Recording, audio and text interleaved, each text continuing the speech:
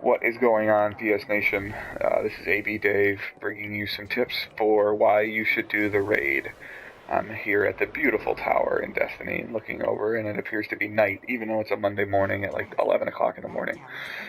Never understood how the time works in the tower, or in Bungie's game for that matter. But anyway, so this is my thoughts on why you should do the raid, and you should do the raid weekly. The obvious one is this is the only way for you to get to level 30. So in order for you to get to level 30, you need to have raid gear. This is a full set of raid gear. He's in. Obviously, I'm a warlock, so this is what my guy looks like when he's fully decked out in raid gear. I don't think I have, and this came from the raid as well. So this is Chatter White. With raid gear all equipped. So these drops come from the gloves, the chest, and the boots all come from fighting the Templar and fighting Atheon on normal in the Vault of Glass. The helmet only comes from defeating Atheon on hard mode. That is the only way to get the helmet. So my recommendation to you is if you do not have an exotic helmet yet, go get an exotic helmet. Whether you try to farm a drop or next time Zero is selling one, buy it, because you'll put the exotic helmet on, level it up all the way, max it out, play the raid, try to get these 3 pieces, you'll be at 30. Once you get more of these 3 pieces and you have the exotic helmet, if you want a full set of raid gear, go into the raid as a level 29 as a 30, and go in the raid on hard mode with your friends, and pray to the RNG that you get it. It's just a random drop. The Vex also drops from there, and I haven't gotten the Vex yet. So, that is why I feel that you should do the raid.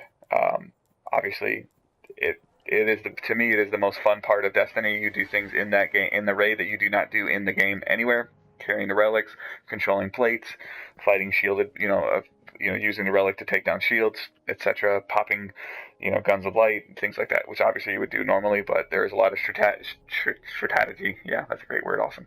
A lot of strategy to it, and a lot of teamwork that is needed with the 6 players that you need to be comfortable with. I do not recommend doing it with randoms that you do not know, that you have not played the game with. Some, you could probably get a group of 4, and then a group of 2 other guys could fill in, but just going through this raid weekly when the game resets, get your team, go through it and run it, and then next week, then when it resets, run it again. As you progress through the raid, and you'll get other drops, such as Athenas Epilogue, which is a void-based primary weapon. Any elemental-based primary weapon is a great thing.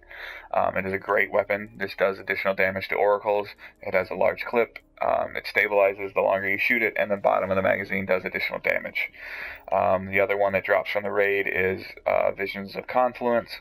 That is another great weapon for the raid. I'm not a huge fan of scout rifles, so I don't use it a lot. Praedyth's Revenge is another weapon that drops from the raid. A void damage sniper rifle.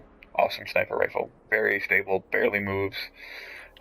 Again, does additional damage in the Vault of Glass to oracles. Has a clip of 6. Can be reloaded really fast. Just a great weapon. The other one that drops, I believe, is Found Verdict, which is an arc damage shotgun. This one does damage to oracles as well. And I really need to level this guy up. I use icebreaker a lot in the raid. I got that from Zer 2 months ago, however long, when he was selling it. Great weapon, regenerates its own regenerates its own ammo, so that you do not have to worry about picking up ammo. It's great. Corrective measure is another weapon that drops from the raid. A void-based heavy light machine gun, does additional damage to oracles. Personal opinion on this is that I feel that this wrecks Praetorians. It breaks their void shield very fast, and then it kills them. And also, I feel like it is very helpful for me when I'm going into the portals to get the relics before the Atheon fight, to fight the gatekeepers. I feel like it does substantial damage to the gatekeepers and helps take them down quicker. So, those are the ways to run the raid. Obviously, the Vex drops from there. There's also a hand cannon that drops from there, which I believe does arc. I think it's called the Fatebringer. I haven't got it yet. I have just recently started messing around with hand cannons, so I picked one up from the Iron Banner, and I picked this one up as a random Dead Orbit drop. So I'm not part of Dead Orbit, but for some reason the game likes to give me Dead Orbit guns. This is the one that I picked up from Iron Banner. It's got the Iron Banner logo on it. I'm starting to like it. Haven't really used it a lot, just very, very little. It's going to require some more farming of elements, and I'm not a huge fan of doing that all the time unless I get really bored. So, that is the reasons why I think you should run the raid. If you need help or need advice, please ask. I will help you, or I will find the answer out for you. Subscribe to the video, comment, like, share, all that fun stuff. I will post this on the website and in the Facebook group to get everybody's opinions. So let me know if you guys want to see more videos like this. Thanks again. See you soon.